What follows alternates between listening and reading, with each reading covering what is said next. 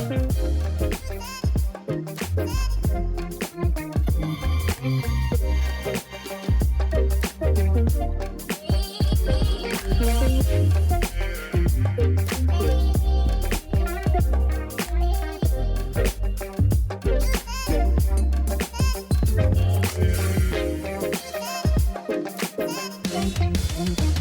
everybody, and welcome back to another episode of the Speak Plainly podcast, where we speak plainly about things that matter. I am your host, Owl Medicine, and in today's podcast, what we're going to be talking about is the incredible similarities between human beings and chimpanzees. And we're going to do this by examining the first recorded instance of human-level violence in chimpanzees. So most of us know that we're all really closely related to chimpanzees, and like 98 or 99% of our genetic makeup is that of a chimpanzee. Now, of course, there's lots of wiggle room between gene expression, junk DNA, the genome itself. I mean, they recently found an animal. I think it was I can't remember, but I think it was a water animal that when they tested its genome, one gene was the length of the entire human genome. So genes are very complicated things. However, up to this point, which we're going to be talking about the Gombe War. The Gombe War that lasted 4 years. Sometimes it's just called the Gombe War. Sometimes it's the 4-year war. Sometimes it's the Chimpanzee War or the 4-year Chimpanzee War. But it follows a group of chimpanzees whose leader died. They split apart and had a bit of a civil war between them, and all of this was observed by researchers, and not just any researcher, but this was observed firsthand by Jane Goodall, who at the time, as a doctor and world's leading researcher in chimpanzees, her opinion and everybody else's opinion was that chimpanzees were boisterous and territorial, but were generally peaceful. They were vegetarian, and they were a lot like humans, but did not have the violence in them that we do. At least not to the same like premeditated level. Well, all of that changed. And years after this, Jane Goodall was asked about her experience with this, and it really shook her to the core, to the absolute core. So that's what we're going to talk about today, because the observation and the recording, because there is actual footage of this. There are researcher notes, and it wasn't just Jane Goodall. There were a few other researchers. In fact, one of the chimpanzees that we'll be talking about almost murdered a different researcher not long before this. So let's go back. Now we're deep in the forest in Tanzania, in the northern aspect in Gombe Stream National Park. And in Gombe Stream National Park, there lives a few different groups of chimpanzees. And chimpanzees usually live in colonies from 1 up to 14. And in this, they have the Kasakila, the Mackinac, and the Kakambe. The Kasakila are on the north side. The Makeuka are on the south and southeast side, and the Kakambe are on the directly south side. And all of these chimpanzees, like all other chimpanzees, have groups that go around and patrol the edges of their territory to kind of keep the folks in the middle safe. And up to this point, researchers had only seen that what they've seen, these patrols come across each other. And 99% of the time, they observed big, boisterous displays of dominance, and things would get loud, but never really turn to violence. Well, all of this changed in 1974 because 3 years prior, in 1971, the leader of the Kasakila, named Leakey, he died. And when he died, he was a marvelous leader, but power abhors a vacuum. And so when he died, this guy named Humphrey takes command. And it was Leakey who almost killed a researcher about, I think, 2 years before he actually died in 1971. So about 1969, Leakey almost killed a researcher. But Humphrey takes command. And when Humphrey takes command, things go well for a while, for a couple of years. But Humphrey is no Leakey. He's not able to keep everybody together the way that Leakey used to be able to. So now we have a struggle. And part of that struggle comes from these two brothers. The brothers were named Hugh and Charlie. And Hugh and Charlie didn't like the way that Humphrey was doing things. And after a while, they decided that they would essentially separate. They became separatists. And at first, it was just loud dissent, but then they eventually grabbed 4 of their buddies, and they all left and went south. So the group of separatists go south. They go south to do their own thing. Now, it's pretty common for there to be different groups and subgroups within a group. And at first, these southern separatists, which is kind of funny, being in America, but these southern separatists, they were separate for so long, and the two brothers led this group in such a way that they became their own independent group, their own independent colony and culture, and displayed different enough ways of being and ways of living that they were eventually considered a completely separate group. And when they were considered a completely separate group, they needed a new name, and that name became the Kasama, or the Kahama. They needed a name, and that name was the Kahama. So now we have 2 groups. We have the original group of loyalists who are led by the alpha Humphrey. And in that group, you have Humphrey, Mike, Sherry, Satan, Everett, Fegan, Rodolph, and Homeo. And this gets interesting because this group of loyalists, after a couple of years, decided, seemingly randomly, to attack one of the separatists. The first separatist that they attacked was Goatee. And the way they did this is chimpanzees typically eat alone. They eat alone because they're greedy little fuckers and they don't like sharing their food. They don't like sharing their food with anybody else. And I imagine being animals that do largely live on insects and leaves and vegetation, and being so like dense in their mass, with their dense muscle mass and their decent size, it makes sense to me that they would want to eat alone so they can get as many calories as possible, and everybody kind of fends for themselves. So this guy, Goatee, is hanging out in a tree, eating food all by himself, because that's what chimpanzees do. So Goatee is chilling alone in a tree when 6 of the loyalists all come down together. Almost all of the loyalists come together at one time, and they beat Goatee to death. One of them even tries to dismember, well, a couple of them try to dismember Goatee while he is alive, dislocating a leg and beating him so bad they crushed in his face, ripped off chunks of skin, and basically beat him to death. And sure enough, a couple of days later, he died. And Goatee was the first victim of this.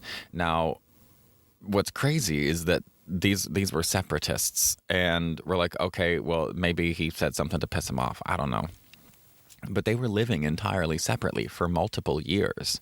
And the northern loyalists of the Kasakila went out of their way to go south into Kahama territory and murder Goatee. After Goatee, in very short order, they then go after D, and they kill D. And then the same group of loyalists then go after Goliath. And this is where things got really screwy, because Goliath was the elder of the Kahama. He was an elder when the Kahama and the Kasakila were one group. And Goliath was a peacekeeper, and everybody liked him. Everybody got along with Goliath. He was old, he was strong, he was smart, he was whatever. Everybody liked Goliath. But that didn't stop them from absolutely doing horrible things to Goliath. They did the same thing. They, specifically, Homeo and Fegan attacked Goliath brutally. And what was really messed up about this is Jane Goodall and the other researchers had been watching these chimpanzees for years, obviously. And Fegan looked up to Goliath like an older brother. He was his childhood hero. He was the elder in the group, and Homeo did too, but Fegan especially just seemed to almost worship Goliath. And now, a few years later, it feels like divorced parents or something, where they're all talking shit about the other parent. And now Fegan, who used to nearly worship Goliath, was part of dismembering him and ripping chunks of flesh off of him. After they kill Goliath, they kill one of the brothers, Hugh. After Hugh, they kill the other brother, Charlie. And now there is only one left. There's only Sniff. And yes, Sniff is his name. And this happened over the course of a couple of years. It's a 4-year war. But between when they killed Charlie, the last of the two brothers, and Sniff managed to survive against all odds for like almost a year. And then eventually was found, attacked, and murdered by the Kasakila northern chimpanzees, the loyalists. After the males had been dealt with, now it's time to deal with the females. And there were a couple of females, including one named Gigi, who was running around and helping fight and helping boost morale, trying to get stuff done and provide some strength for their dwindling community. But of the female chimps, 1 was killed, 2 went missing, and 3 were beaten and kidnapped by the Kasakila. So 3 of them were beaten and taken back and were force assimilated back into the northern group, the Kasakila. And who knows what happened to the other 2? Probably murdered. Maybe they got away. Who really knows? But by 1978, and the first murder with Goatee started. That happened in 1974, and by 1978, every single Kahama was dead. Every single separatist who left, including the children and the wives, all of them were dead. And Jane Goodall, when she was asked about this, had absolute nightmares. She said she had multiple nightmares because she thought up to this point that chimpanzees were peaceful, vegetarians for the most part. And I think, especially in the 70s at the time, with the way culture was and the way science was, and coming out of the Vietnam War and all the Second World War and then the Vietnam War, all of these ideas that we had about chimps, it makes sense to me that researchers, Jane Goodall or anybody else, would. I know I would. Let me just speak for me. I would have loved to have been able to look at the chimpanzees, our nearest relatives, and seen a peace-loving species. But that isn't what we found. It would have been nice to have found a peace-loving species to point at and say, hey, these are our nearest genetic neighbors. These are the things that we are most like in the world, and they're pretty decent to each other. Maybe we can be decent too. But Satan, who you might have heard me list the name, in the Loyalists, there was Humphrey, Mike, Satan, Sherry, Everett, Fegan, Rodolph, and Homeo. And Satan, named for the darkness in him, there was a moment where with Goatee, with the first one that they killed, and maybe this is why they named him Satan. I don't know when the namings all happened. I assume it was beforehand. Maybe he showed some darker things beforehand. But either way, Satan was seen cupping his hand under the chin of Goatee, an old friend of his, cupping the hands under Goatee's face as Goatee was bleeding from a wound in his face and he was drinking the blood. When they murdered Goatee, what shocked them the most, outside of the murder and the premeditatedness of all of this and how it came a few years after, seeming like retribution a few years after their taking leave of the Kasakila group, the chimpanzees stood on their hind legs and shouted and screamed and celebrated over the dead bodies, not just of Goatee, but over Goliath and over Sniff. The other ones they found dead in the same way. Some of them they observed the actual death, and some they found the bodies afterward. They being the researchers here. And man, can you imagine being Jane Goodall, being the first person to really go, we don't know enough about chimpanzees. They're our closest relative, and I want to go spend as much time with them as humanly possible, living with them in the jungle, being around them, and having this a beautiful, naive view of what and who chimpanzees are. And then to see them systematically murder an entire colony and then move in and take over their space must have been a real shocker. And that is exactly what she said that it was, because she sat up many nights having nightmares of Satan drinking the blood of Goatee's face, of Fegan, who was usually quite docile, celebrating and ripping chunks of flesh off of his childhood hero, Goliath. When we think about this now, looking back and being 50 years in the future, when we think about this, we're like, oh yeah, that makes sense. Chimps are kind of fucked up. They're kind of evil. But this was the first time that we knew that. And when Jane Goodall went to report this, probably because, one, it's new information, and number two, or maybe this should be number one, she was a female, she was basically told that she was anthropomorphizing all of this, that she is attributing human attributes to things that have no business having human attributes attributed to them. But since the Gombe War, there have been many other conflicts and things that you might consider a war that have been documented by researchers in the wild all over the place.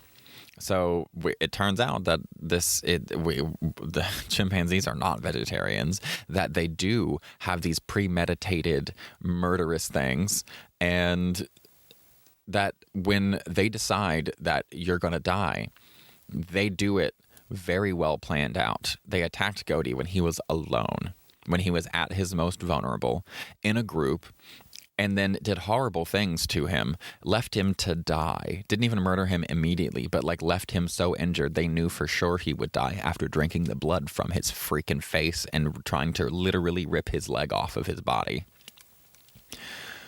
These chimpanzees, wow, that's crazy.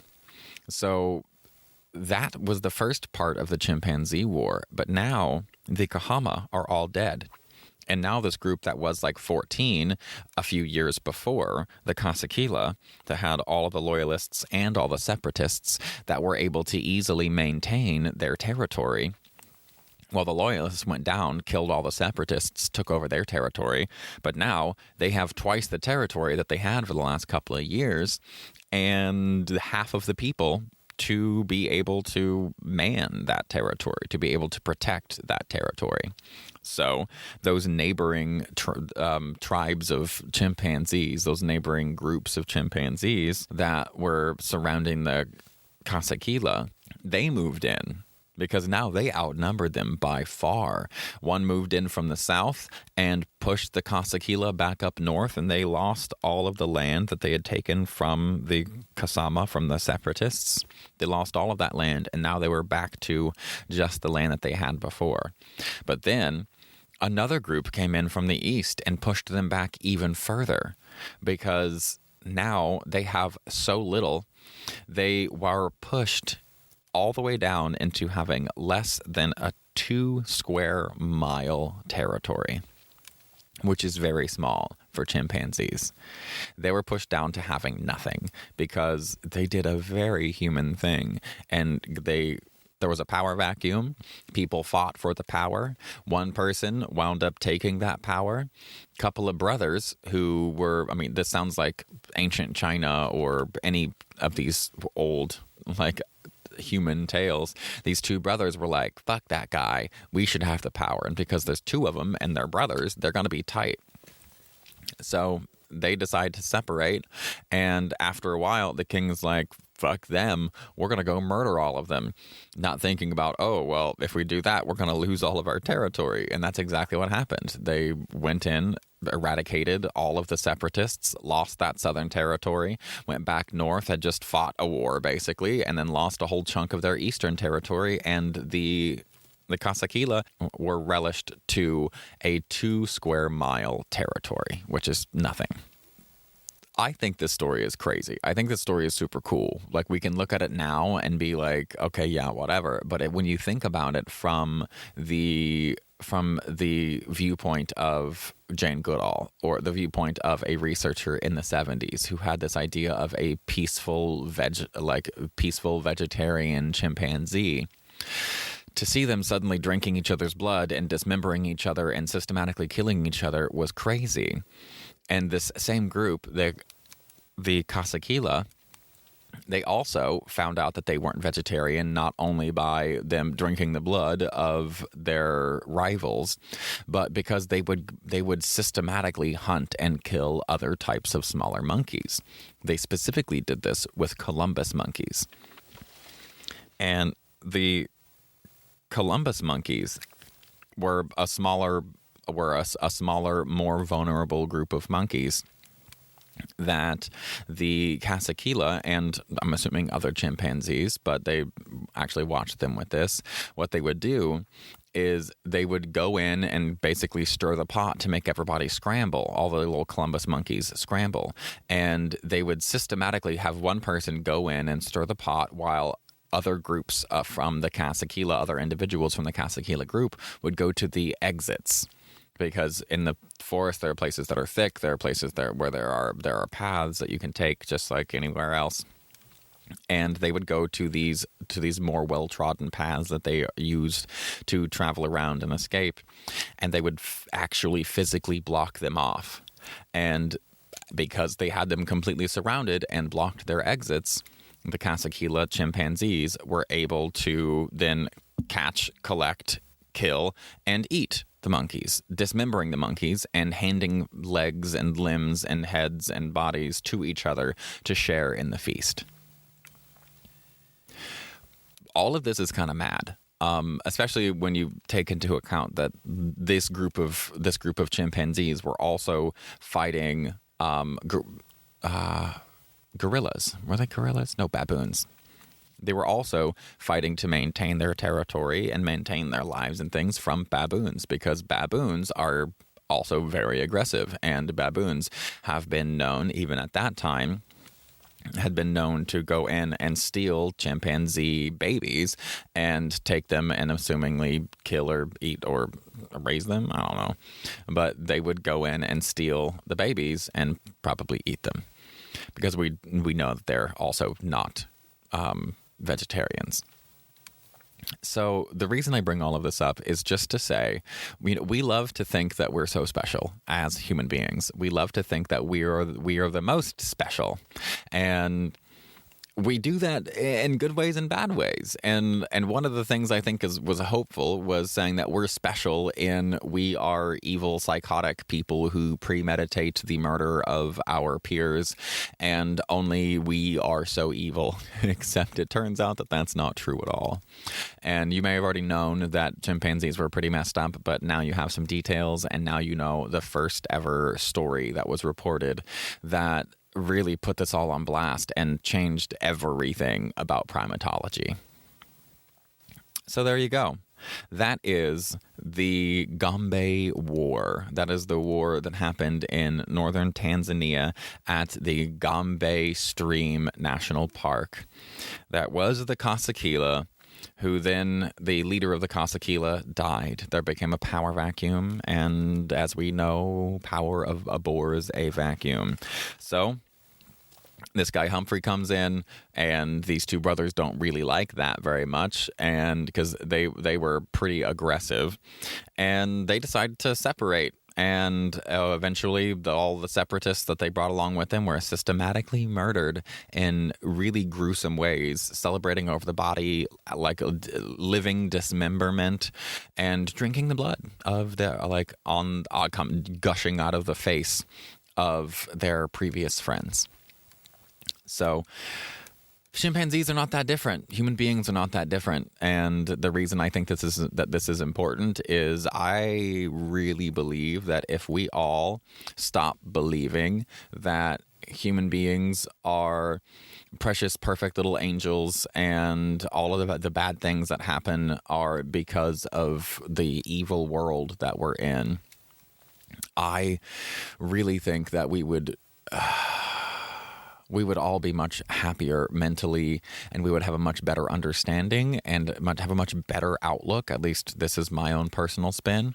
If we understood that human beings are deeply flawed. We are deeply flawed on a genetic level as far as like what we would like to be, right? We want to be a peace-loving blah, blah, blah.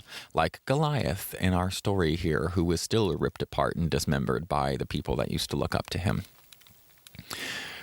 But if we can just accept that we're fucked, that there are great things about us and there are horrible things about us, and both of those are deeply imprinted into our biology and have nothing to do with choice or temperament or any of that, or that maybe temperament is influenced by these biological predilections, I think we'd all be much better. I think we'd all be much better off.